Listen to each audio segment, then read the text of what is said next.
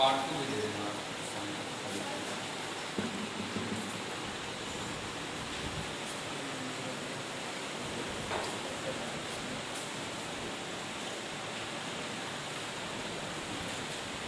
Drop करें विदुषी।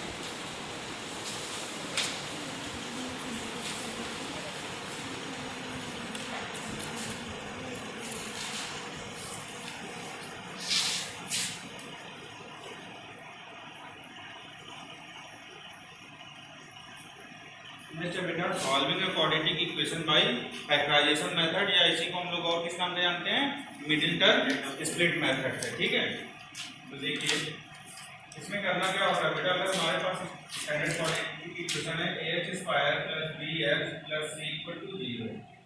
ठीक है बेटा, हमको करना क्या होगा, ये जो b1 plus b2 equal to क्या आ जाए बेटा, b हो जाए, and b1 multiplied by b2 ये किसके इक्वल आ जाए बेटा, ac के इक्वल आ जाए। समझ में आया आपको? बेसिक मेथड क्या होता है बेटा, मिडिलटन स्प्लिट मेथड में या फैक्टराइजेशन मेथड में quadratic equation, standard quadratic equation है, b2 की वैल्यू वो भी क्या बेटा, b1 प्लस b2 कुछ इस तरह से ब्रेक करना होता है कि हम b1 प्लस b2 करें, दोनों का सम क्या आ जाए, b के इक्वल आ जाए। और अगर बेटा b1 मल्टीप्लाई बाई b2 करें तो जो ax का प्रोडक्ट है, ac का प्रोडक्ट है, वो b1 इंटू b2 के क्या हो जाएगा, इक्वल हो जाएगा। समझ में आया आपको? अब मैं कुछ इक्वेशंस लेता हूँ और उसी से समझाता हूँ आपको। जैसे फॉर एग्जांपल एक ले रहे हैं बेटा, x square minus 7x plus 12 equal to 0। ठीक है बेटा, अगर इसको हम लोग कंपेयर करें किससे, ax square plus bx plus c equal to 0 से, तो देखिए x का कोएफिशिएंट क्या आ जाएगा बेटा, 1। इसका मतलब ये हुआ बेटा कि इस -7 को दो पार्ट्स में ब्रेक करना है, b1 एंड b2 में। ठीक है, ताकि और करना क्या होगा बेटा कि अगर हम b1 प्लस b2 करें तो इसका सम कितना आ जाए, -7 के इक्वल आ जाए। और ac ये क्या है बेटा, ये हमारा a है और ये क्या है c, तो a इंटू सी करेंगे क्या आएगा, 12। 1 इंटू 12 करेंगे क्या आएगा बेटा, 1। इस तरह से कि अगर हम लोग b1 इंटू b2 करें तो इसकी वैल्यू कितनी आ जाए बेटा, 12 आ जाए। समझ में आया? तो आपको करना क्या होगा बेसिकली बेटा, इस 12 को फैक्टराइज कर लेंगे और हम लोग क्या करेंगे बेटा, इसको जब फैक्टर करेंगे तो इसको हम लोग चेक करते रहेंगे कि दो जगह यानी कि दो नंबर ऐसे मिलना चाहिए। फैक्टर कर रहे हो बेटा, इसका मतलब उसका प्रोडक्ट तो 12 आएगा ही आएगा, लेकिन हमको बार बार चेक करना क्या होता है कि दोनों का सम कितना आ रहा हो, 7 के इक्वल आ रहा हो, -7 बना देंगे। ठीक है, कुछ इस तरह से ब्रेक कर रहे होंगे कि सम करने पे कितना आ रहा हो बेटा, -7 आ जाए हमारा। तो देखिए 12 को हम लोग फैक्टराइज करना शुरू करते हैं।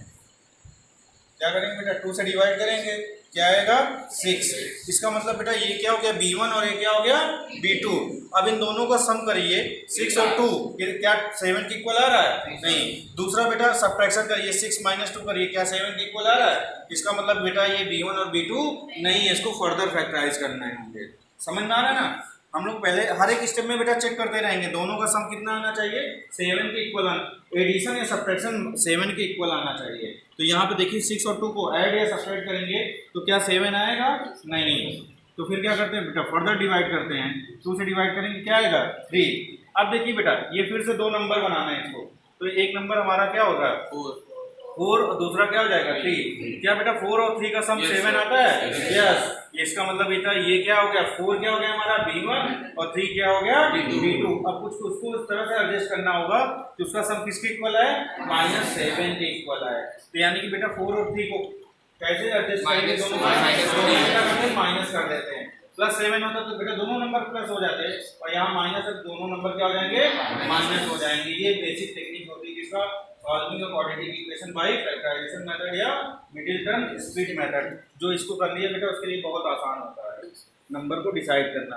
अदरवाइज आप लोग क्या करते हो, हिट एंड ट्रायल मेथड करते रहते हो, उसमें बहुत टाइम लगता है। समझ में आया अच्छे से? तो बेटा देखिए यहाँ से आपको आ गया, अब इसको सॉल्व करते हैं।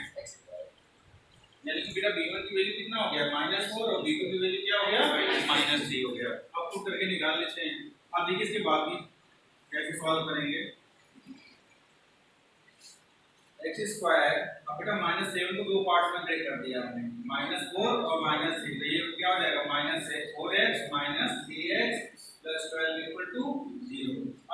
बेटा दो देखिए आप हमारे पास टोटल कितने टर्म हो गए 4 तो दो दो टर्म का क्या करेंगे बेटा पेयर बना के कॉमन ले लेंगे जो मैक्सिमम होगा।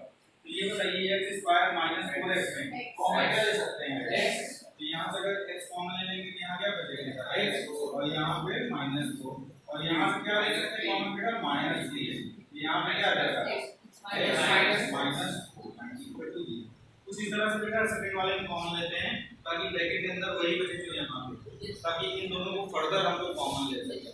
अब क्या करेंगे बेटा देखिए इन दोनों पार्ट्स में x -4 इधर भी है x -4 इधर भी है तो बेटा पूरी इक्वेशन से अगर हम लोग x -4 कॉमन ले लेंगे यहाँ से अगर बेटा x -4 ले लिए तो यहाँ क्या बचा x तो यहाँ पे x आ गया। अब बेटा ये तो ये लिख रखा हूँ यहाँ क्या बचा -3 इक्वल टू 0 समझ में आया। अब क्या करेंगे बेटा दो नंबर का प्रोडक्ट क्या है हम 0 बोलो बेटा आ गया पक्का।